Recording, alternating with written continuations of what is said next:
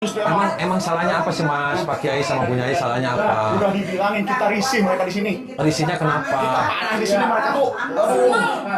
Ya maksudnya panasnya kan mereka nggak ganggu Anda. Kata siapa? Mereka cuma ngaji kok, ngajar ngaji. Kalau ngaji nggak usah di sini. Ini lingkungan kita. Lingkungan kita Mas, ini adalah negara kesatuan Republik Indonesia loh.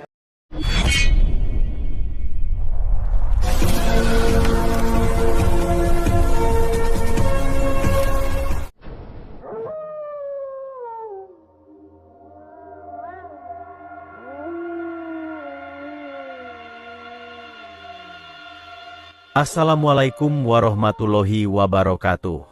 Sahabat pemirsa yang dirahmati Allah Subhanahu wa Ta'ala. Video ini adalah ketika Kang Ujang sedang menolong Kiai Soim, seorang kiai kampung terpencil yang rumahnya dijadikan pesantren untuk mengajar anak-anak mengaji ilmu agama. Para dukun yang ada di kampung tersebut tidak terima dengan adanya pesantren sang kiai. Sehingga bagai kumpulan preman, para dukun itu berusaha membubarkan seluruh aktivitas mengajar mengaji Kiai Soim. Tidak hanya itu saja, para dukun juga menyegel rumah Kiai Soim dan mengusir sang Kiai agar pergi. Lalu bagaimanakah aksi Kang Ujang dalam menolong Kiai Soim yang teraniaya itu? Silahkan disaksikan kisahnya selengkapnya. Dan semoga Allah Subhanahu wa Ta'ala senantiasa memudahkan Kang Ujang Bustomi dalam menjalankan setiap misi dakwahnya.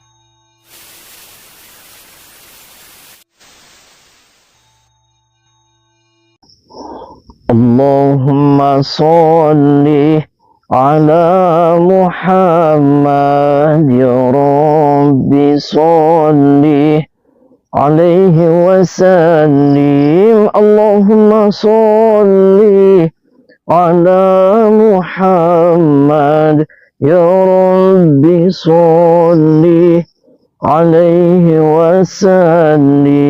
Rabbi fanfa'na bibarakatihim wahdina al-husna bihurmatihim. Rabbi fanfa'na bibarakatihim wahdina al-husna bihurmatihim.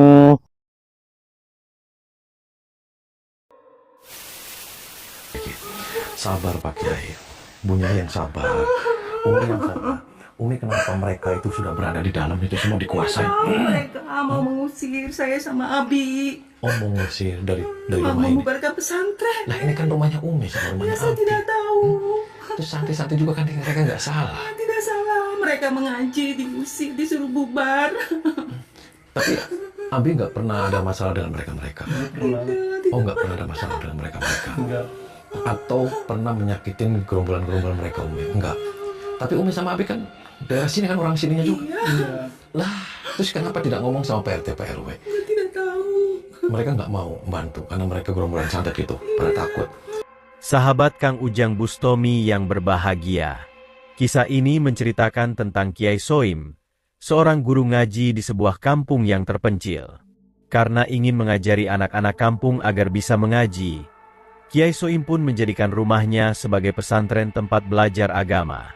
Maka banyaklah anak-anak kampung yang belajar mengaji di rumah pesantrennya. Dengan sang istri yang setia mendampinginya, Kiai Soim dengan telaten mengajar para santrinya. Akan tetapi, masalah kemudian terjadi menimpa sang kiai dan pesantrennya. Adalah kumpulan dukun santet yang ada di kampung tersebut. Mereka tidak suka dengan adanya pesantren Kiai Soim. Menurutnya, suasana pesantren yang cukup ramai suara mengaji itu telah membuat risih mereka. Apalagi ketika mendengar Kiai Soim dan para santrinya yang membaca Al-Quran, para dukun itu seperti merasa kepanasan. Karena itulah para dukun santet tersebut kemudian membuat ulah. Mereka berusaha meneror Kiai Soim agar menghentikan kegiatan mengajinya itu. Sebenarnya Kiai Soim sudah mencoba meminta perlindungan kepada para aparat di kampungnya. Namun, para aparat kampung itu tidak berani untuk membantunya. Itu dikarenakan, orang-orang yang mengusir Kiai Soim adalah para dukun santet yang sangat berbahaya. Mereka khawatir, jika para dukun itu kirim santet kepada mereka dan keluarganya.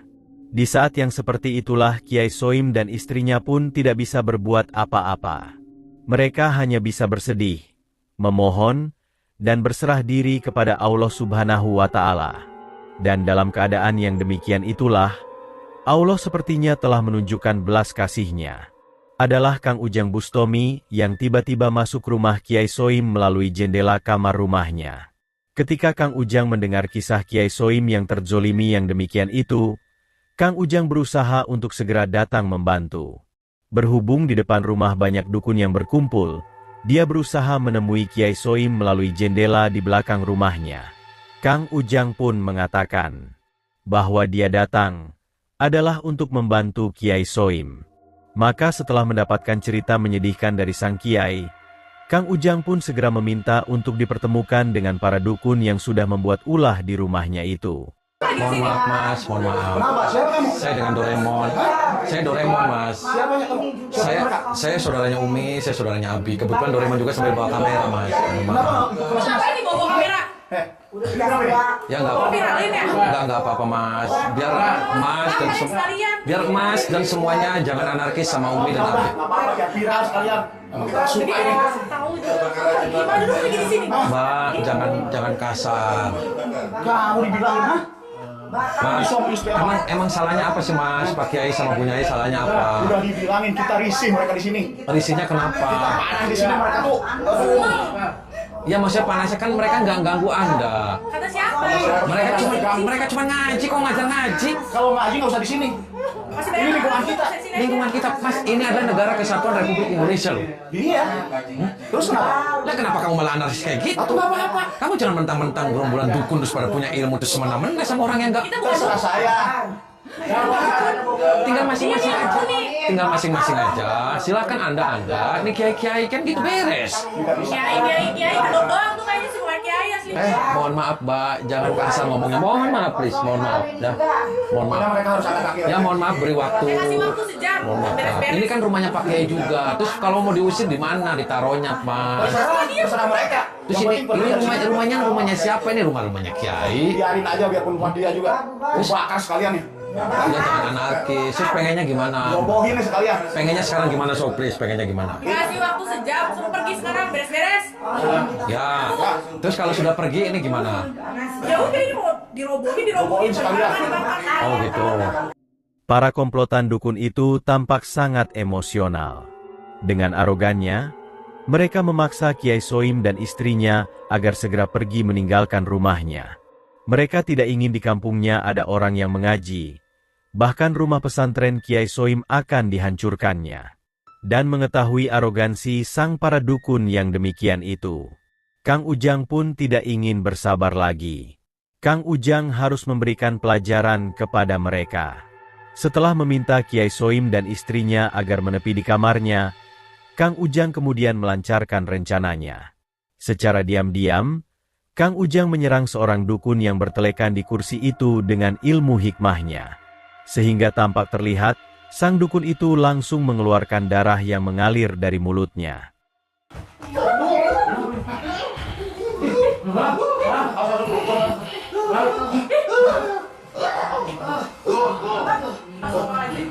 Apa yang kita ini? Santet dia itu ya? Udah obatin. Obatin cepetan. Apain itu?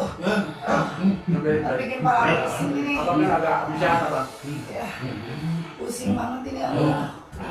Lihat ya. Bener-bener nih. Ya, bener-bener nih. Pesantren bikin kacau. Obatin ya. Aduh, Allah. Keluarnya Mas ya? Berarti kamu ya?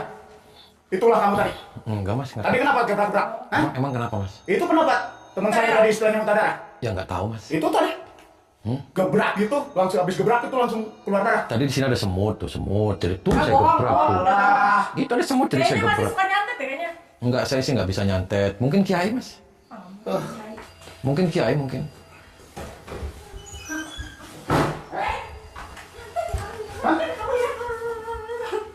Jangan-jangan Kamu nyangka? Hah? Itu teman saya muntah darah. Hah? Jawab. Hah? Tahu, berarti sekongkol ya. Itu sama dengan pasangan.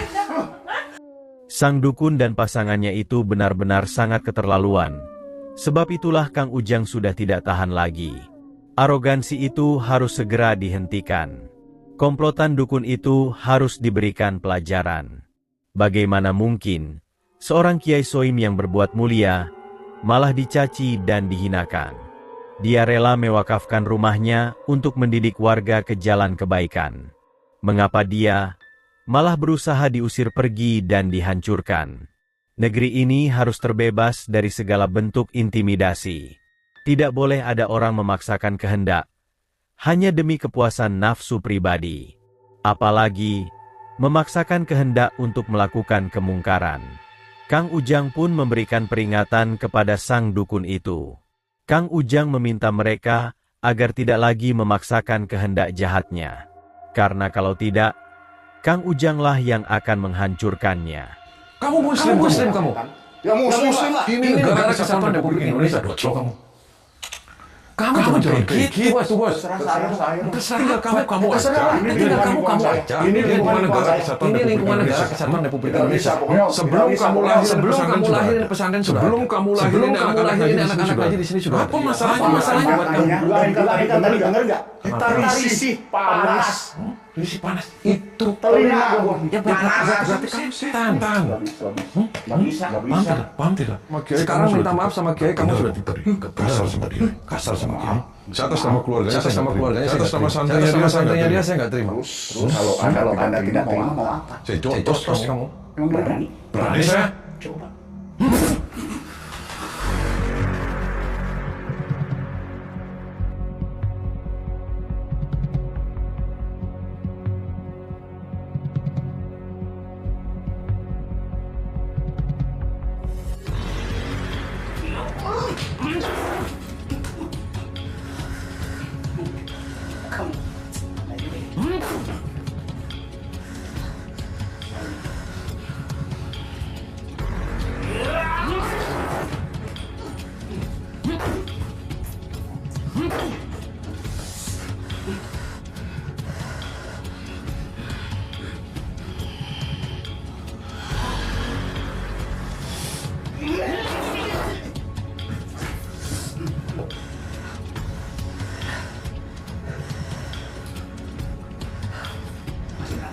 Masih saya.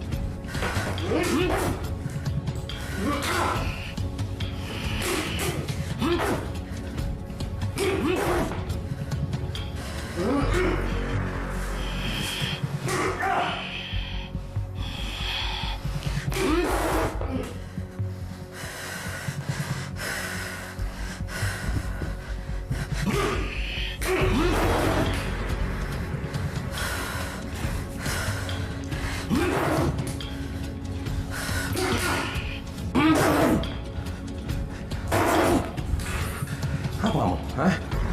Mau apa kamu? Duduk.